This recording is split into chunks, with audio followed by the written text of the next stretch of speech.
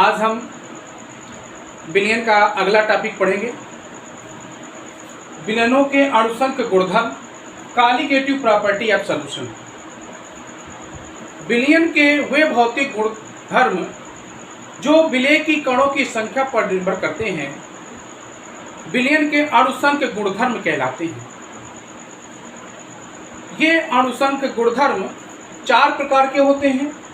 पहला है विलयन का परासरण दाब, दूसरा विलयन के वाष्प दाब में अवनमन, फिर विलयन के क्वथनांक में उन्नयन और हिमांक का अवनमन। ये जो होता है विलयनों के अणुसंख्य गुणधर्म है। तो इसके विषय में बता दें कि अणुसंख्य गुणधर्म जो होते हैं, अणुसंख्य गुणधर्म जो होते हैं जिसको बोलते हैं कॉलिगेटिव प्रॉपर्टीज, ये व्युत्क्रमानुपाती होते हैं अणुभार के। अणुभार के, ठीक है ना। तो कॉलिगेटिव प्रॉपर्टी ये चारों प्रकार की जो होंगी अणुभार के व्युत्क्रमानुपाती होती हैं। सबसे पहले हमारा क्या है, विलयन का परासरण दाब। तो ये परासरण दाब क्या है?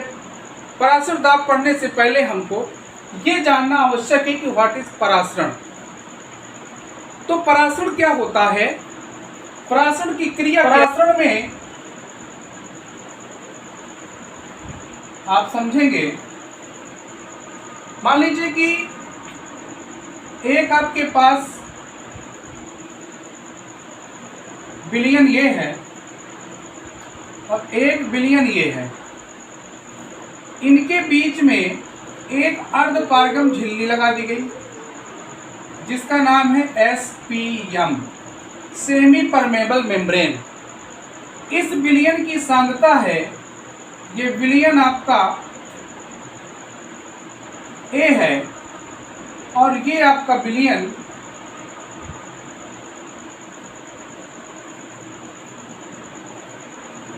B है।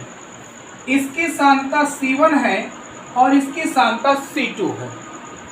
यदि C2 ग्रेटर देन C1 मतलब B की सांद्रता ज़्यादा है और A की सांद्रता कम है, तो जब दो भिन्न भिन्न सांद्रता के विलयनों को अर्धपारगम झिल्ली के द्वारा पृथक करके रखा जाता है, तो कम सांद्रता से अधिक सांद्रता की ओर विलायक के कण, ध्यान रखिएगा, विलायक के कण स्वतः गमन करना प्रारंभ कर देते हैं।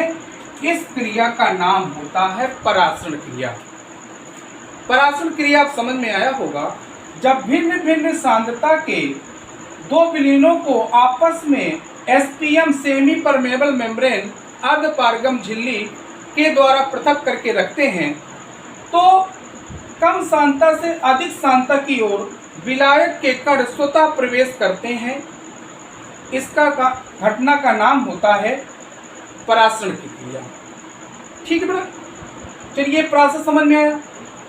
अब परासरण की क्रिया के बाद हम ये जानेंगे कि परासरण दाब क्या होता है। तो चलिए परासरण दाब आपको मैं समझा दूं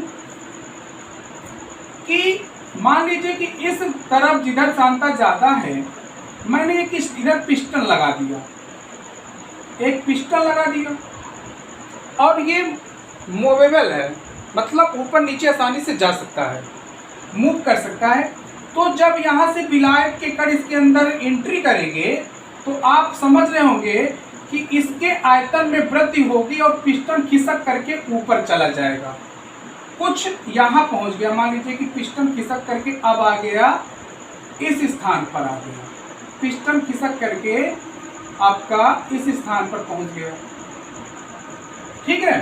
तो जैसे जैसे विलायक के कण कम सांद्रता से अधिक सांद्रता की ओर जाते जाएंगे, तो इसमें क्या है, पिस्टन ऊपर की ओर खिसकता चला जाएगा। ठीक। तो ये तब कब तक ये खिसकेगा ऊपर? जब तक दोनों की सांद्रताएं बराबर नहीं हो जाएंगी। जब दोनों की सांद्रताएं बराबर हो जाएंगी तो फिर परासरण की क्रिया रुक जाएगी, क्योंकि सांद्रता में अगर अंतर है तो परासरण क्रिया होगी, और जब दोनों की सांद्रताएं बराबर हो जाएंगी तो परासरण क्रिया रुक जाएगी। अब इस पिस्टन में यदि मैं दाब लगा दूं, प्रेशर लगा दूं, तो प्रेशर लगाने पर विलायक के कण दोबारा पुनः बी से ए सॉल्यूशन की ओर आना प्रारंभ कर देते हैं। और इतना दाब लगाइए कि पिस्टन अपनी प्रारंभिक पूर्व अवस्था में आ जाए। और यहीं पर अगर हमने कोई दाब मापी का प्रयोग कर ले, तो पिस्टन के द्वारा जो दाब लग रहा है, और इतना दाब लगा दें कि ये जो विलायक के कण हैं वो अपनी प्रारंभिक अवस्था में आ जाए और परासरण की क्रिया रुक जाए। मतलब दाब लगा करके जितना आपका विलायक अंदर गया था वो फिर से वापस आ जाए, और इसके बाद उसको फिक्स कर दिया, तो जब अंदर की ओर अब इधर के विलायक के कण इधर न जाना बंद हो जाएगा। क्यों? क्योंकि ये पिस्टन फिक्स हो गया है। तो यहाँ पर जो दाब लगेगा उसका नाम होता है परासरण दाब। मतलब ये है कि परासरण की क्रिया को रोकने के लिए जो दाब पिस्टन के द्वारा लगाते हैं उसे कहते हैं परासरण दाब। ठीक है ना। इसका एक फिगर बर्कले और हार्टले ने एक फिगर भी बनाया था जिसके माध्यम से समझाया गया था। चलिए, विलायक से पृथक रखने पर विलयन में विलायक के प्रवेश को रोकने के लिए विलयन पर लगाया गया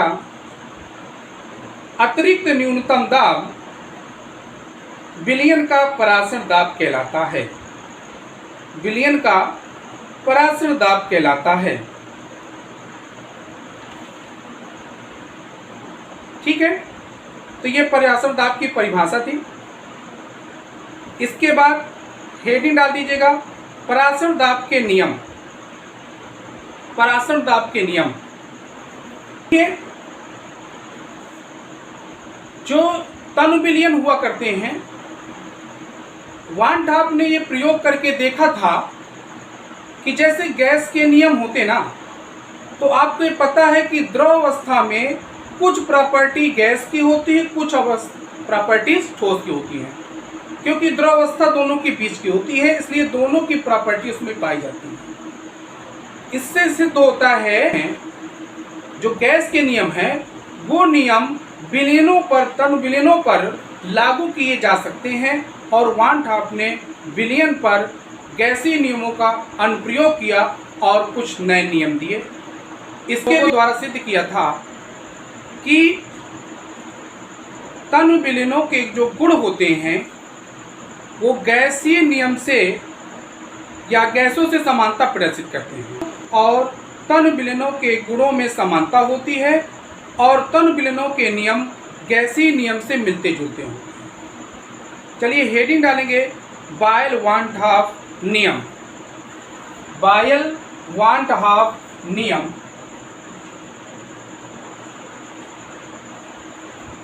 बायल वान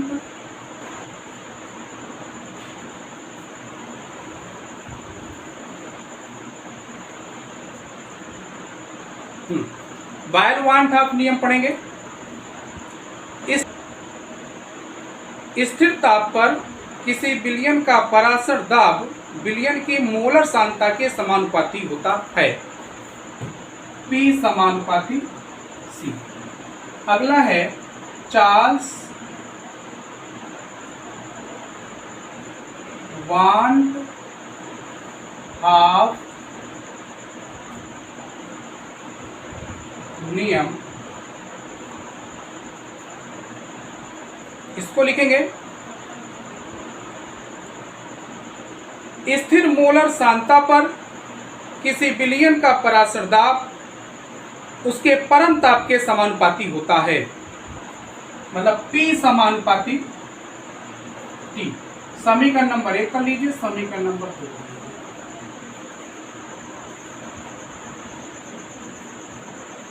ठीक है, अब आप समीकरण नंबर 1 व 2 से तो लिख सकते हैं आप P समानुपाती सी टी, समानुपाती चिन्ह हटाएंगे, P बराबर एस सी टी। एस बराबर होता है आर के और आर बराबर होता है 0.0821 लीटर वायुमंडल प्रति केल्विन प्रति मोल। ठीक है, ये आपका हो गया। इसके बाद C बराबर होता है, C बराबर देखिए क्या होता है, C बराबर होता है N/V के, N/V के होता है। तो आप लिख सकते हैं P बराबर N/V एस टी, और PV बराबर लिख सकते हैं PV बराबर NST। इसके बाद आप लिख सकते हैं इसके, चूंकि N बराबर आप जानते हैं वेट अपान मॉलिक्यूलर वेट होता है, तो यहाँ पर आप लिख सकते हैं weight upon molecular weight into S into T, PV बराबर S बराबर होता है विलयन स्थिरांक, विलयन स्थिरांक।